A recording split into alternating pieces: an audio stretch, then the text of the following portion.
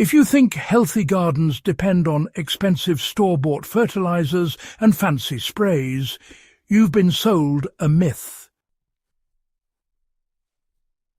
For over a century, home gardeners, homesteaders and small farmers kept their soil rich and their plants thriving using nothing more than what they already had in their kitchens. Long before commercial garden centres existed, people relied on three simple ingredients: vinegar, baking soda and wood ash to grow food that fed entire families. These humble pantry items were the backbone of the kitchen garden, and when used right, they still outperform many modern chemical inputs. Why the old kitchen garden never needed modern fertilizers.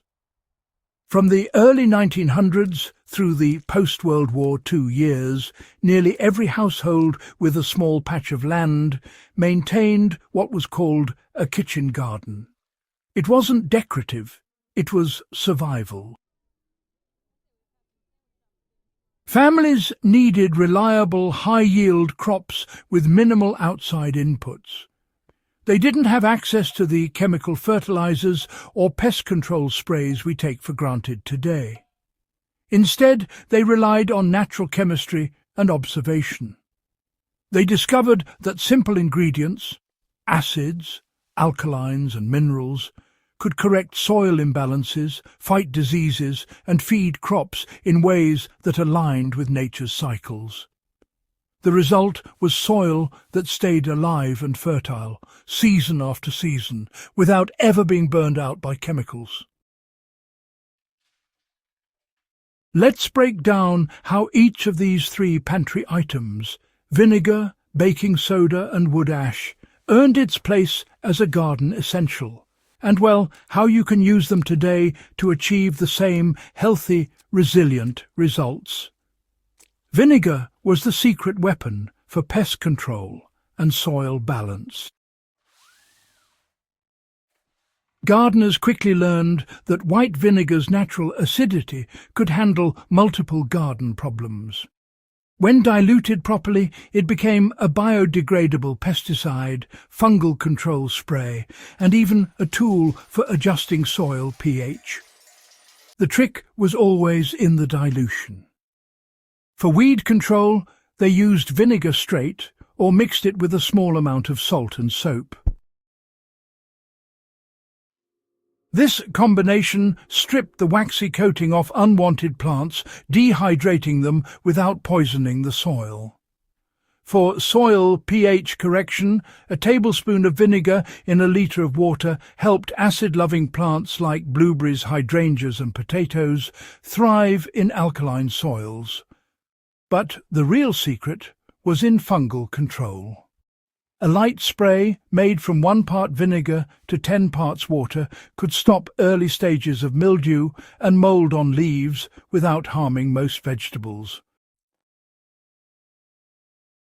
Vinegar's power, you see, lies in how it creates a temporary acidic microenvironment that harmful spores just can't tolerate. It's a short, sharp correction that restores balance without introducing toxins or residues that might damage those beneficial microbes we want to keep around. And, well, baking soda balanced out disease and neutralized soil acidity. Generations of gardeners, including myself, have used it to combat fungal infections like powdery mildew, black spot and rust on fruiting plants, roses and vegetables. A tablespoon of baking soda dissolved in a litre of water with a teaspoon of mild soap added as a surfactant creates one of the oldest and most effective natural fungicides still in use today. This mixture raises the pH right on the surface of leaves, creating an environment that most fungal spores simply cannot tolerate. It doesn't kill the plant's natural protective microbes, only the harmful ones that thrive in neutral or acidic conditions. That's why it became a favourite among old gardeners who understood that killing everything on a leaf is not the goal. Balance is.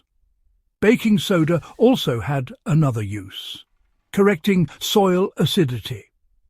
In areas with heavy rainfall or compost-heavy soils that leaned acidic, gardeners used small amounts of baking soda mixed into water to bring pH levels back toward neutral. A light sprinkling of dry baking soda around the base of tomato or pepper plants could also reduce root rot risk in soggy soil, as it dries out excess moisture and temporarily adjusts the local pH. Used carefully and in small doses, baking soda remains one of the most reliable tools in the organic gardener's toolkit. Wood ash was the mineral powerhouse every soil needed. Before lime was commercially available, wood ash was the go-to soil amendment for raising pH and restoring depleted minerals. Every fireplace, stove and backyard fire pit produced it, and gardeners knew not to waste it. Wood ash is rich in potassium, calcium and trace minerals like magnesium and phosphorus, nutrients critical for flowering, fruiting and root strength.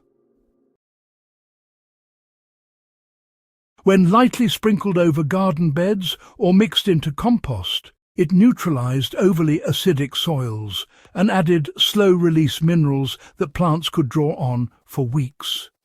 The key was moderation. Too much ash could push pH too high, making nutrients like iron unavailable. The old guideline still works today. No more than 1 cup of wood ash per square metre of soil, or about 1 tablespoon per planting hole for heavy feeders like tomatoes or squash. Gardeners also mixed wood ash with water to create lye water, a mild alkaline solution that could repel certain pests, disinfect tools and even wash produce. Its versatility made it as valuable as gold in the homestead garden. The magic of vinegar, baking soda and wood ash lies in their balance. One is acidic, one is alkaline, and one is mineral-rich. Used in rotation, not together, they maintain a soil ecosystem that supports microbial diversity and long-term fertility. Gardeners knew instinctively that soil wasn't something to control. It was something to care for. When the balance tipped too far in one direction, they didn't reach for a chemical. They reached for a pantry item. That's why their gardens kept producing year after year without decline. How to bring these old secrets back to your modern garden? Start small and simple. Use vinegar sprays for spot treatments of weeds or fungal outbreaks. Apply baking soda once every 2 to 3 weeks on plants susceptible to mildew, especially during humid weather. Add wood ash to compost or garden beds once per season, right before planting, to give your soil a nutrient boost. Keep a notebook of how your plants respond. Every garden is different, and the beauty of these ingredients is that you can adjust them easily based on results. If your soil tends to swing acidic, lean more on baking soda and wood ash. If it's alkaline, favour vinegar-based sprays. By practicing what older generations already mastered, you'll start to see deeper greens, stronger roots and healthier fruits, all without ever touching a bottle of synthetic fertilizer. It's easy to forget that gardeners once thrived without modern chemicals. But the truth is, they built healthy soil from the ground up with simple wisdom and everyday ingredients. Vinegar, baking soda and wood ash remain just as powerful today as they were a century ago, especially when used thoughtfully and consistently. If you want to grow food that's clean, nutrient-dense and alive, return to these time-tested methods.